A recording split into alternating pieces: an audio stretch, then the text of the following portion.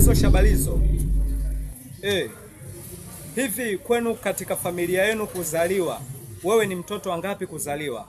Mimi ni mtoto wa kwanza, na mpaka sasa hivi nina miaka 35, na mpaka sasa hivi ndio mtoto wa mwisho ambaye bado sijatoka nyumbani kwetu kwenda kujitegemea, kwa sababu wadogo zangu wote wameshaweza kutoka nyumbani na kwenda kujitegemea, lakini mimi bado nipo nyumbani.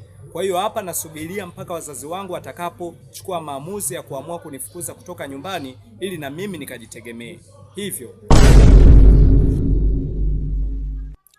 sasa, huyu ana akili kweli, anajitambua kweli, zinachaji kweli, maana nashindwa kumwelewa kutokana na mambo ambayo anayoyaweza kuyafanya.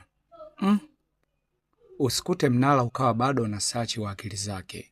Embu ngoja tuendelee kumwangalia tu, huenda tukamwelewa vizuri kwamba kitu gani ambacho anachoweza kukimaanisha.